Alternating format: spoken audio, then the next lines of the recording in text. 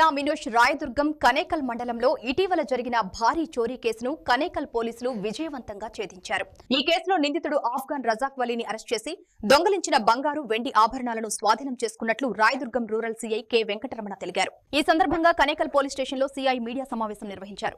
Kanekal town కు చెందిన పెద్దదేవర తబుసంవర్త లాతిఫ్ ఫిర్యాదు మేరకు కేసు నమోదు చేసి దర్యాప్తు చేపట్టామని చెప్పారు. నిందితుడు బీరువాను బద్దలు కొట్టి అందులో ఉంచిన 10 తులాల బంగారు ఆభరణాలు, 1 కేజీ వెండి ఆభరణాలు దొంగలించినట్లు గుర్తించినట్లు తెలిపారు. రాయదుర్గం పరిధిలో కనేకల్ మండలంలో మొన్నటి దినం ఉదయం కళ్యాణదుర్గం పట్టణానికి చెందిన పెద్దదేవర తబ్జుమ్ అనే మహిళ పోలీస్ స్టేషన్కి వచ్చి ఫిర్యాదు చేయడం జరిగింది. తను పుట్టినీళ్ళు వజ్రకరూరని, వాళ్ళ చిన్నాన్న చనిపోతే భర్త పిల్లలందరూ కలిసి ఆ వజ్రకరూరుకి వెళ్ళారు. అక్కడి నుంచి అట్లే హైదరాబాద్ కూడా వెళ్ళారు. ఒక 5 రోజుల పాటు సోమవారం వెళ్ళి శనివారం ఉదయం 9 గంటలకు వచ్చారు. వస్తే తను ఇంటి వెనక వైపు నుంచి ఎవరో గుర్తులేని వ్యక్తులు డోర్ పగలగొట్టుకొని వచ్చి ఆ ఇంట్లో ఉండే బీరువాలన్నీ పగలగొట్టి దొంగతనం చేసినట్లుగా ఆమె భావించి చూసి పోలీస్ స్టేషన్కి వచ్చి ఫిర్యాదు చేయడం జరిగింది. వెంటనే మా కనేకల్ పోలీస్ సిబ్బంది అంతా కూడా క్రైమ్ సీన్ ని ప్రొటెక్ట్ చేయడం జరిగింది.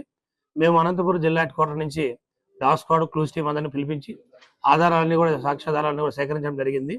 మా డాగ్ ఇచ్చిన క్లూ ప్రకారం ఇంటి వెనక వైపునే ఒక వ్యక్తి పైన అనుమానం ఉందని మాకు తేలిందని, అందులో భాగంగా మేము అతని కోసం తిరుగుతున్నాం. మేము అయినా దొరకట్లేదు. ఈ దినము 12 గంటల సమయంలో కనేకల్ క్రాస్ బళ్ళారి రోడ్ నందు రజాక్ అనే వ్యక్తిని మేము అరెస్ట్ చేసి అతని వద్ద నుండి 10 తులాల బంగారు మరియు 1 కేజీ వెండి ఈ నగలన్నీ కూడా స్వాధీనం చేసుకోవడం జరిగింది. విచారిస్తే ఇతను గతంలో కూడా గుంతకల్ రైల్వే, తాడిపత్రి, అతనికి గంజాయి కేసు మరియు రాబరీ కేసుల్లో కూడా 4 చోట్ల ఇతని మీద కేసులు ఉన్నాయి.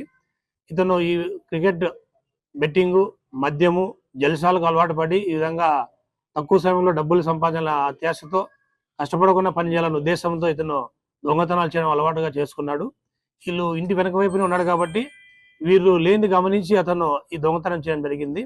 కానీ అతి తక్కువ సమయంలోనే కేసు నమోదు చేసిన మనం 48 గంటల్లోనే ఈ కేసును ఛేదించడం జరిగింది.